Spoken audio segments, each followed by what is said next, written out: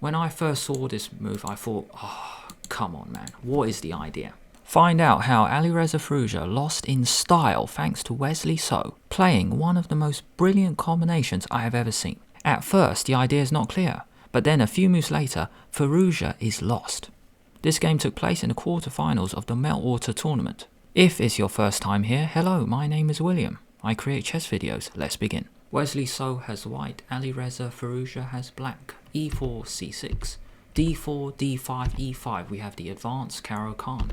Bishop to F5, knight F3, E6. You get the bishop out the pawn chain and then you play a triangle setup in the center.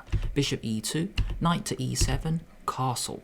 H6, giving black the chance to retreat the bishop, but also preparing this advance with G5. White has got his knight, bishop and king to safety, time to get the queenside pieces out. But how? Firstly, Wesley now plays knight d2. The plan is to transfer the knight to b3.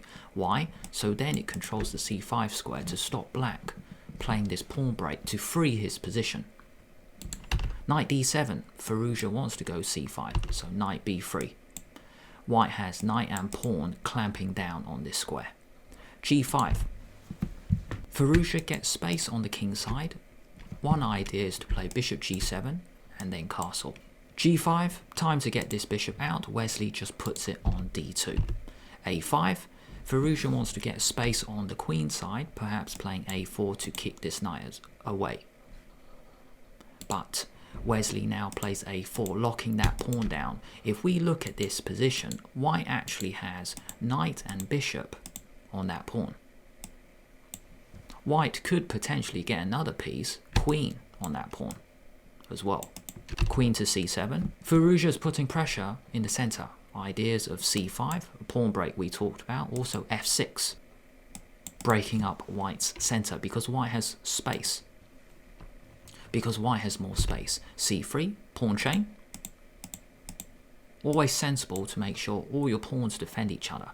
f6, Firouzja goes for the break. One idea was to play bishop g7 and then castle. That's what I would have done. Your king is safe and then you can go for a break. But Firouzja goes f6 straight away. After he takes f6, he doesn't even take. The reason he doesn't capture is because now the knight can sit very well in the center. So Firouzja just plays knight g6 just to make sure both of his knights control the central square. And he's really saying, well, he can round up this pawn later. This knight can take. Maybe even the king can take. Wesley now plays c4, opening up the position. Black's king is still in the middle, so this pawn break looks very sensible. Also, the queen is on the same line, potentially, as the rook. White can play rook c1, and then this could be dangerous for black. After c4, bishop to d6. Firouzja lines up queen and bishop. This is known as a battery. Versus White's pawn on h2. C takes d5, e takes d5 played, keeping this file shut. But it does open up this file. This is the reason I wanted to go through this game, because in this position, Wesley So played perhaps one of the most beautiful combinations this year.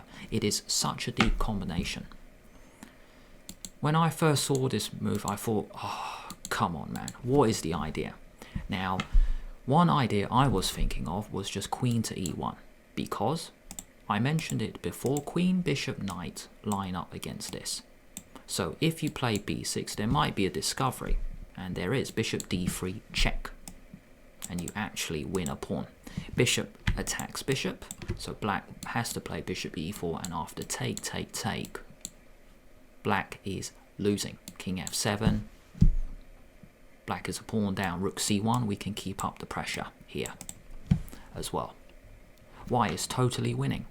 But after queen e1, I think black can just ignore it, just castle. He does grab this, but after b6 and the bishop might move back, well, after knight f6, look at this cluster of pieces. Knight, knight, bishop, bishop, queen, rook, and the rook can come into the attack. There are so many attacking options for black, it is worth giving up this pawn. But Firouzja, in his preparation, he must have missed this move, because if he saw this move, no way would he give Wesley So the chance to play it. At first, this move looks absolutely shocking because the idea just isn't clear enough. Wesley now played the brilliant move bishop d3, seemingly hanging the bishop but entering a very deep 5-move combination. Black now takes. Bishop takes a5. Bishop, knight have been attacking this pawn the whole game. Rook and queen attack it. So Firouzja now takes it and queen takes d3. Firstly, this queen attacks this knight. This knight can take the rook later.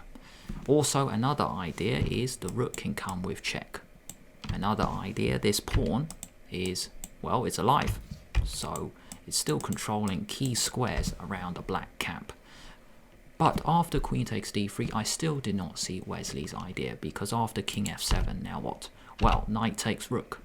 Queen takes knight. Queen to f5. This is the move I saw, but I still wasn't convinced, because it looks like black has time to defend this knight. A couple of ways to defend. The first one I was thinking it was just queen back. The second option was to move the knight, either this one or this one. The other option was to move the rook. But I didn't like that rook, because then white can actually get his rook in the game, controlling the e6 square. So there are so many ways to defend, but it just doesn't work because black's coordination is lacking. Queen f5 played. Queen back to d8, defending this way. Rook e1. e6 square. Queen e6 is a gigantic threat, because from here it checks the king, but also is going to take the bishop. Rook e1, knight f8. I saw this idea where the knights actually set up in this way. The knights defend each other. Importantly, this knight guards the e6 square, and maybe there is a way for black to unravel. But no, Wesley now plays a brilliant move, just absolutely crashing through in style. So pause the video now or let the timer run. Can you find a brilliant way for white to crash through? The brilliant move is rook e7 check, and when you see this move, maybe that's it. It really is over. You have to take the rook, or else you're just totally lost. Rook g7 is mate. Take, discover check, take, rook e1 check. Let's take stock. Queen covers this square, the rook covers the entire file. This knight can even join in, but it's very important there's a white pawn here guarding c5, because then the king can't actually come out here. Rook e1 check played, king to d6, knight e5. The knight comes in, you got a few options, knight f7 check, a family fork attacking the queen and the rook, and that is impossible to stop. If you take it, then queen e5 check will win the rook. Knight e5 played, rook h7, knight takes d7. Wesley, he is so precise, he doesn't even go knight f7 check, take, because now it is 2 knights for the rook. The king can even hide here. Wesley actually plays knight takes d7. Queen takes d7 was played. If you take with a knight, you lose your rook. If you take with the rook, it's actually the same final move. It doesn't actually matter. The best move here for black is rook e7, just to continue playing, and in this position, white is just totally winning. White can just bring the knight back, and the king is just on such a weak square. You can even trade and then go knight to e5. So take, actually you can get a pawn ending. Take, queen. Take. 6 against 5. Knight takes d7. Black now played queen takes d7, and all of a sudden, pause the video now or let it run. Can you find mate in 1?